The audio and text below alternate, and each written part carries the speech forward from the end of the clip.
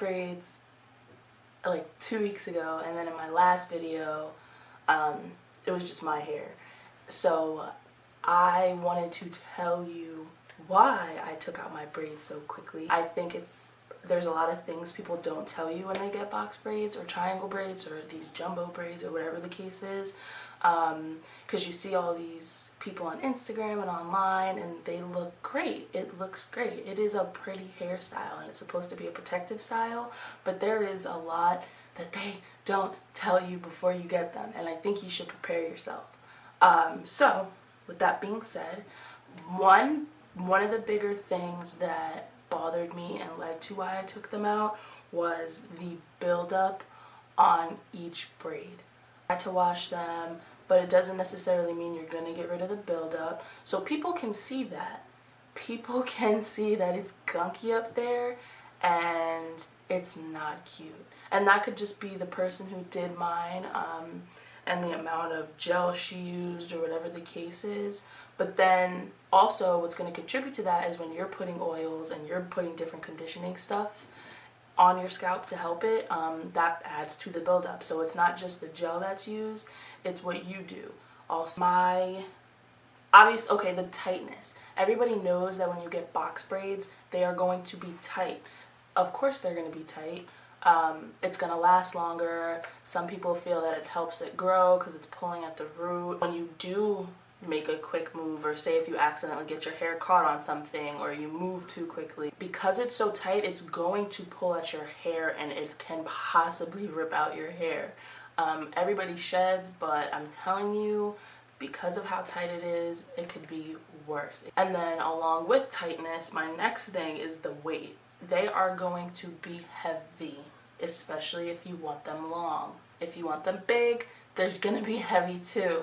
The tightness along with the weight is like insane. I had them in for a week and I still could not do anything. I couldn't even put it up, like it was so bad. That leads into my next thing is hairstyles, like doing different kinds of hairstyles with it. Part of it is that I think I got them big. I didn't even ask for them big, first of all. That's what irritates me about the whole thing, is I didn't ask for them big. She offered to do it. She wanted to do a style on it. I wasn't sure. I didn't really want it. It was a nice style. If you go watch my TMI tag video, you'll see the style that she did with the braids, but like that contributed to me needing to take them out because it was too much. It was too tight. She used rubber bands.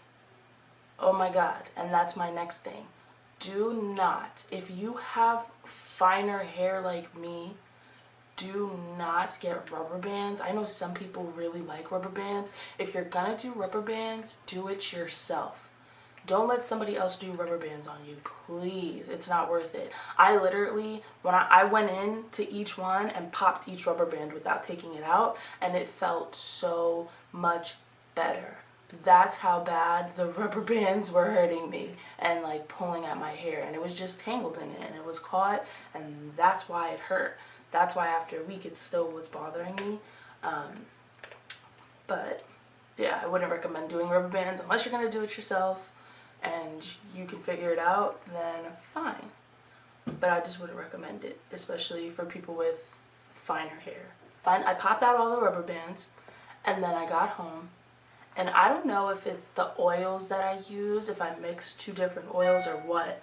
All of a sudden my scalp itched.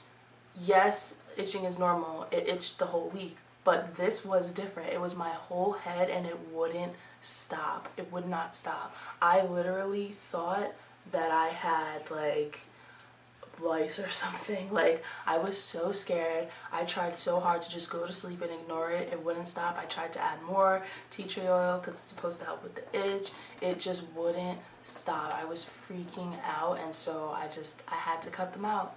There was nothing I can do, and if it was because of the oil, then I needed to, you know, rinse it out. And the only way to get it all the oil off my head was to wash my scalp. And the only way I was going to do that completely was to take out the braids. Honestly, truly believe that you should just learn how to do it yourself. Unless obviously like your friend, your family member I just think those people listen to you and what you want more. I'm gonna put a picture of what I showed her that I wanted and what it actually looked like. Like, it wasn't even close. I wanted them smaller. I wanted more of them. Thinner ones, not thicker ones. Like, it just looked nothing the way I wanted it to look. So you're better off learning yourself. I'm gonna start teaching myself. I put these in myself.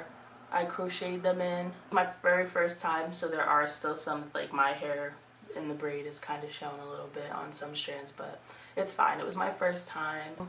I'm gonna do box braids next. That is it for this video. I just wanted to get on and give you guys some warnings before you go and spend your money on something that you may not be able to handle or deal with, or especially if it's your first time. Thank you guys for watching, and I'll see you guys soon. Bye.